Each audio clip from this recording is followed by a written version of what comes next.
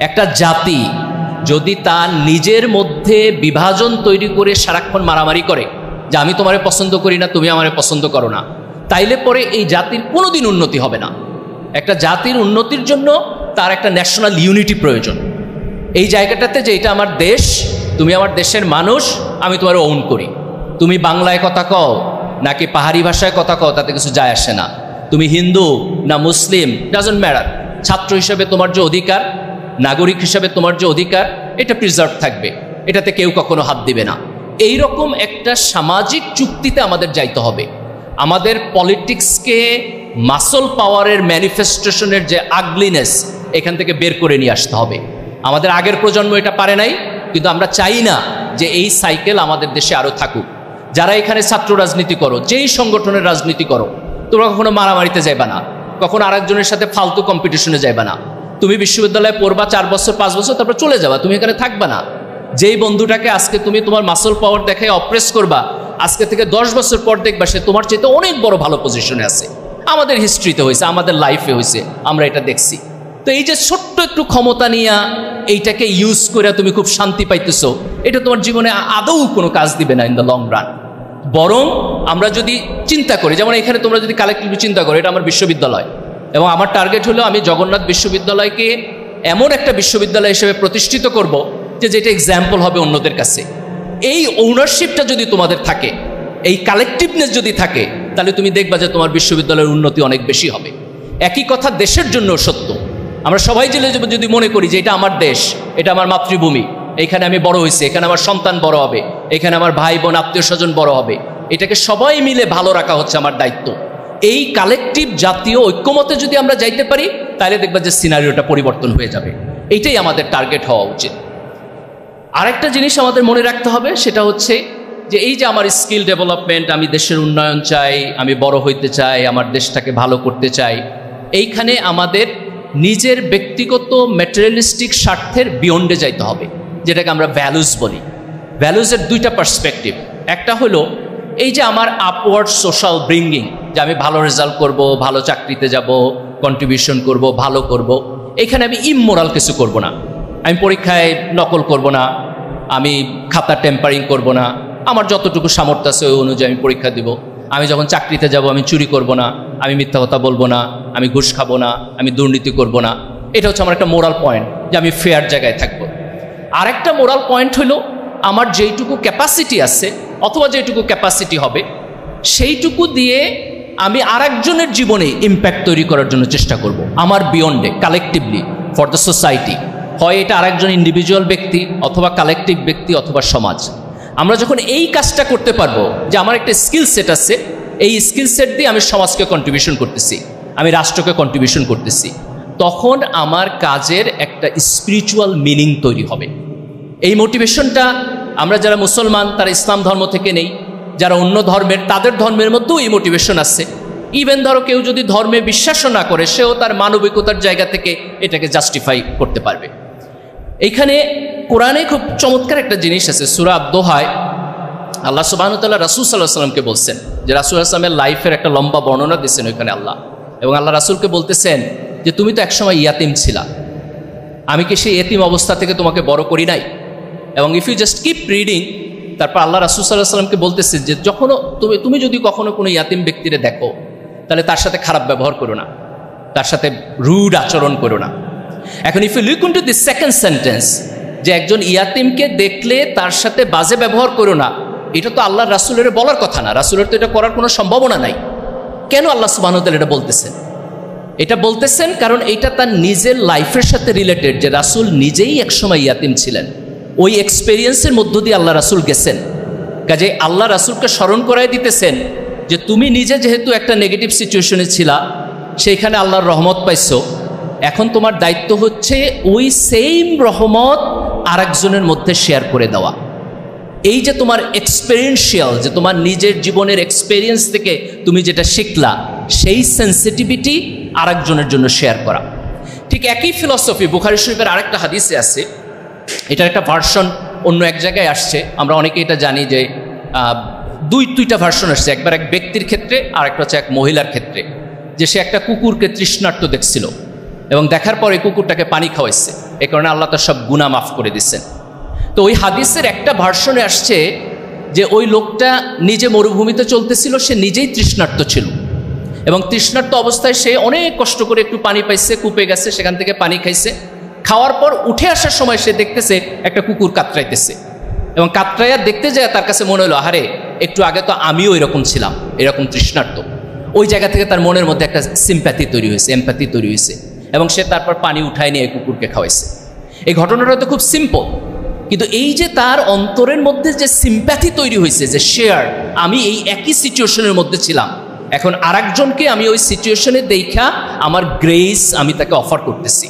That's the extraordinariness. দেখো আল্লাহ সুবহানাহু ওয়া তাআলা আমাদেরকে নানান জনকে নানানভাবে ফেভার করছে। তুমি যতটা ভালো ছাত্র আজকে বিশ্ববিদ্যালয়ে ভর্তি হয়েছো, আরও 10 জন হয়তো পারে নাই, তার নিজেরও সেখানে হয়তো লিমিটেশন আছে, ভালোভাবে পড়াশোনা করে নাই। আবার এরকম হইতে পারে আল্লাহ তার মেধাও হয়তো কম দিছে। মানুষ নানান পিপলের ধরো ব্রিলিয়ান্সির লেভেল ডিফারেন্ট। তো তুমি যদি কখনো ফিল করো যে আল্লাহ তোমার যতটুকু মেধা দিচ্ছে, এই জায়গায় তুমি ব্লেসড, এই জায়গায় তুমি ফরচুনেট, এই জায়গায় তুমি প্রিভিলেজড, তাহলে এই ফিলসফির জায়গা থেকে তোমার দায়িত্ব হইল যে এই মেধা তোমাকে জীবনে যা যা দিছে এটা আরেকজনের সাথে শেয়ার করা। যে বঞ্চিত মানুষ, যার এটা নাই, যে পিছায় পড়ছে, তার সাথে এটা শেয়ার করা। এবং এই কাজটা যখন আমরা করতে পারবো তখন সমাজ কালেকটিভলি ভালো হবে, সমাজ কালেকটিভলি বড় হবে। এবং সমাজ যখন কালেকটিভলি ভালো হবে তখন তার বেনিফিট কিন্তু আবার আমিও পাবো। ধরো আমি একা বড় হইতেছি, আমার পাশের বাসার ছেলেটা চোর হইতেছে, তো চুরি করতে আমার ঘরেই আসবো, তাতে আমার কোনো লাভ নাই। কিন্তু আমি যদি তাকে হেল্প করি, সে যদি জীবনে বড় হয়, তাহলে কিন্তু একটা সময় গিয়ে আমারই লাভ হবে। ধরো আমি যখন স্কুলে পড়ছি, আমার যারা স্কুলের ক্লাসমেট ছিল তাদের সাথে আমার অনেক কম্পিটিশন ছিল, স্বাভাবিক যেটা থাকে। কিন্তু আজকে জীবনে এতটা দূর এসে আমার মনে হয় যে আমার যদি আরও 5 জন ফ্রেন্ড ভালো জায়গায় থাকতো তা আমার কাছে ভালোই লাগতো। এখন তাদেরকে প্রতিষ্ঠিত দেখলে আমার খুব ভালো লাগে। তাদের সাথে বসে যখন আমরা গল্প করি, আড্ডা দেই, ইট লুকস লাইক আমরা একটা সার্কেল। তো ওই কম্পিটিশন তো এখন আর এক্সিস্ট করে না। তো মানুষের জীবনে এরকম ডিফারেন্ট টাইমে ডিফারেন্ট ডাইমেনশন থাকে। মানুষ যখন কালেকটিভলি বড় হয়, সেই জায়গাটা আসলে তার কোনো লস নাই, তার লাভ হয়। যেমন ধর আমরা আমাদের ছাত্র জীবন থেকে এটা নানান সময় বলে আসছি, আজকেও এটা বলি যে আমি ছাত্র শিবিরের রাজনীতি করছি। আমরা তখন থেকে বলছি, দেখো ছাত্র শিবির যদি একা ভালো রাজনীতি করে তাহলে আমার কোনো লাভ নাই, তার সাথে ছাত্র দলকেও ভালো রাজনীতি করতে হবে। ছাত্র লীগকেও যদি ভালো রাজনীতি করতো তাহলে ভালো হইতো। আওয়ামী লীগ যদি ফ্যাসিস্ট না হইতো তাহলে আমাদেরই তো লাভ হইতো। আজকে যে ফ্যাসিস্ট হয়েছে আমাদের দেশের লস হয়েছে না? এই 15 বছর আমাদের জীবন থেকে হারায় গেছে না?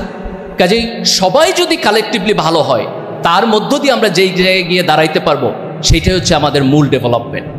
দেশকে সামনে রাখা, আমাদের জাতীয় ঐক্যকে সামনে রাখা, আমাদের ইসলামের ধর্মবিশ্বাস আমাদেরকে যে মোরাল মোটিভেশন দেয় সেটাকে সামনে রাখা, একজন আরেকজনের সাথে বন্ধুত্বপূর্ণ মিউচুয়াল রেসপেক্টের সম্পর্ক রাখা, যদি আমরা সামনের দিকে আগাইতে পারি সেটা হবে আমাদের জন্য বেস্ট।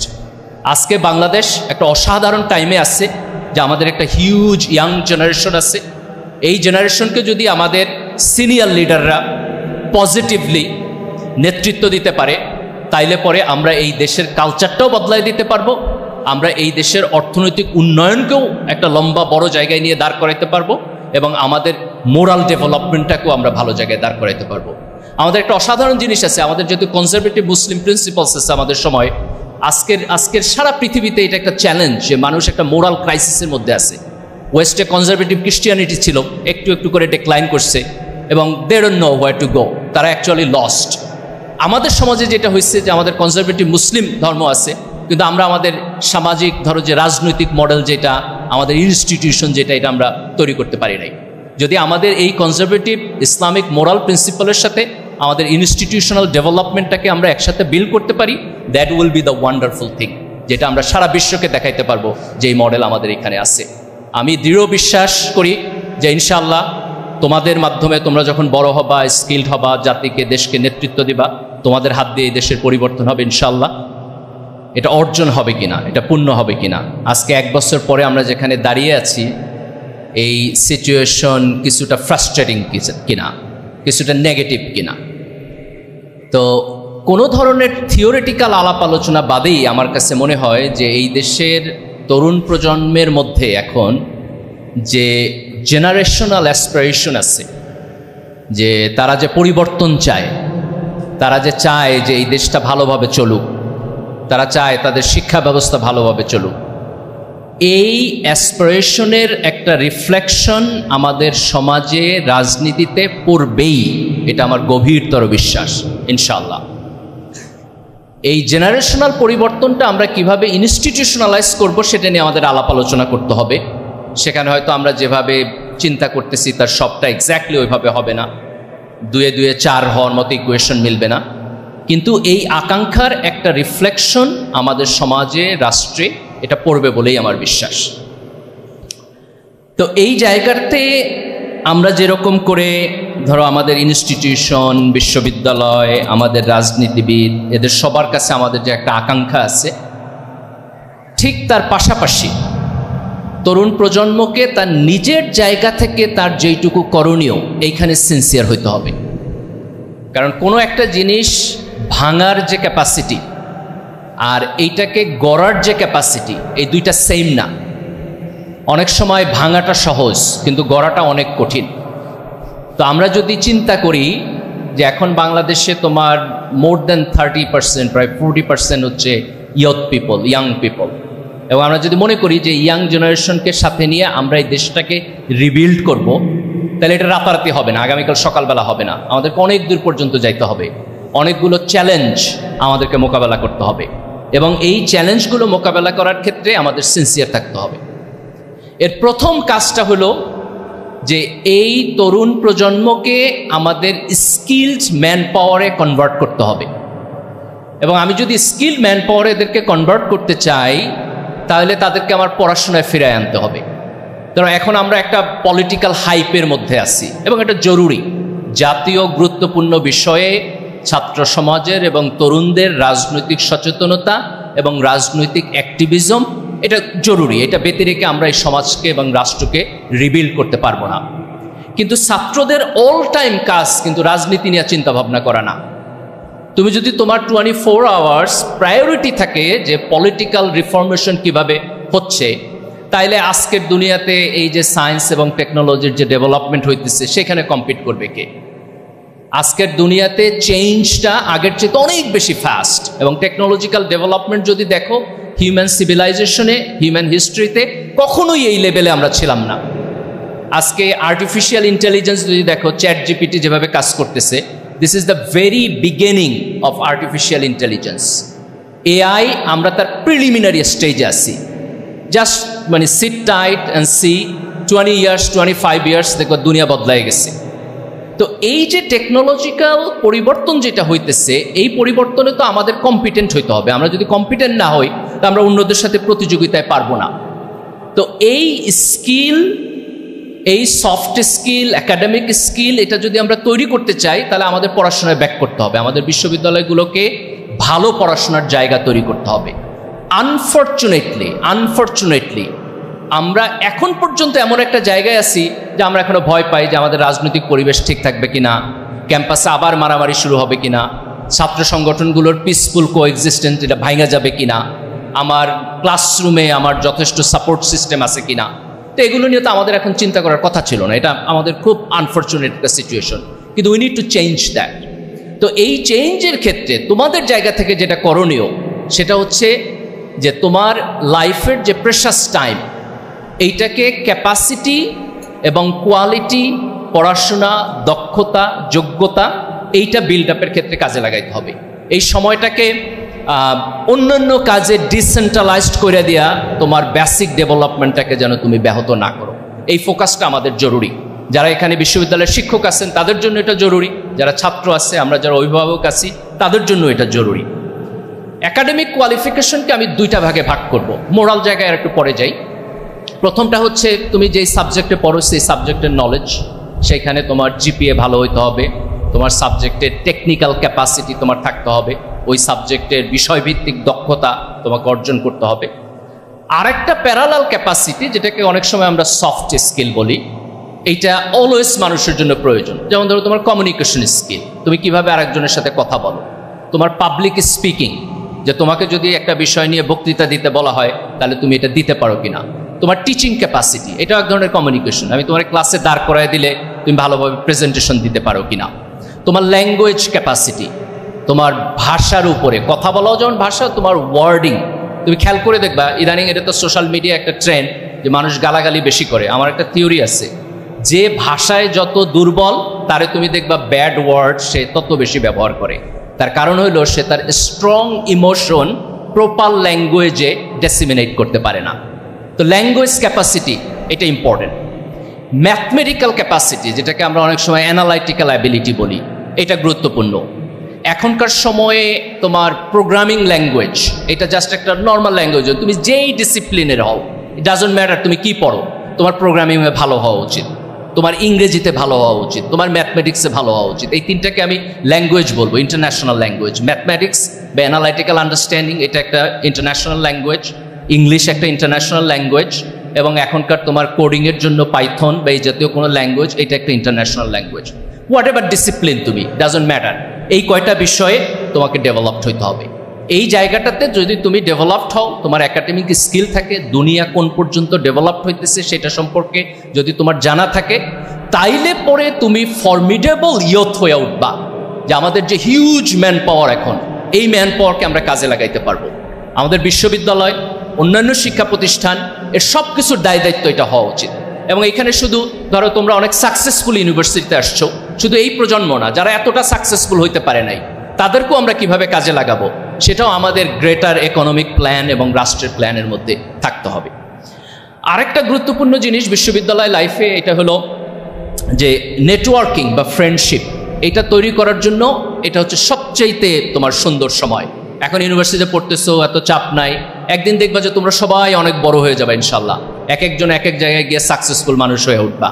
তো এই বিশ্ববিদ্যালয়ে আইসা বন্ধুত্ব তৈরির এবং নেটওয়ার্কিং করার যে অসাধারণ সময় এবং সুযোগটা পাবা, এটা পরের লাইফে আর পাবা না। নতুন করে মানুষের এত ফ্রেন্ড হয় না। ধর তুমি যখন প্রফেশনাল লাইফে যাবা, দেখবো তোমার মানে ভেরি ফিউ পিপল যাদেরকে তুমি টাচ করতে পারো, তোমার নেইবারহুডের মধ্যে থাকে। কিন্তু ইউনিভার্সিটি লাইফ, স্কুল কলেজ এবং ইউনিভার্সিটি, এই লাইফে এটার সুযোগ আছে যে তোমার ফ্রেন্ডশিপের নেটওয়ার্কটা অনেক বড় করে দেওয়া। সো সবাই যদি সবার সাথে এই ফ্রেন্ডশিপের নেটওয়ার্কটা বড় করে ফেলতে পারো, তাহলে বিশ্ববিদ্যালয় একটা আনন্দের জায়গা হবে। আমরা চাই যে বিশ্ববিদ্যালয় একটা জ্ঞানের জায়গা হবে, বিশ্ববিদ্যালয় একটা আনন্দের জায়গা হবে। ইনফ্রাস্ট্রাকচার ইম্পর্টেন্ট, কিন্তু ইনফ্রাস্ট্রাকচারের চাইতেও অনেক বেশি ইম্পর্টেন্ট হলো ব্রিলিয়ান্ট টিচার, যারা অনেস্টলি ব্রিলিয়ান্ট এবং ছাত্রদের প্রতি তোমার কেয়ারফুল, ব্রিলিয়ান্ট স্টুডেন্ট এবং তাদের সময়কে ডেডিকেট করা, এবং আশপাশের পরিবেশটা ভয়মুক্ত হবে, আনন্দের হবে, যাতে করে তুমি পড়াশোনার মধ্যে তোমাকে এঙ্গেজ করতে পারো। আমাদের এই বিশাল ইয়াং জেনারেশনকে যদি আমরা একটা ভালো বিশ্ববিদ্যালয় শিক্ষা ব্যবস্থার মধ্য দিয়ে নিতে পারি, তাহলে মূলত এই দেশে একটা বড় ধরনের পরিবর্তন এখন করা সম্ভব।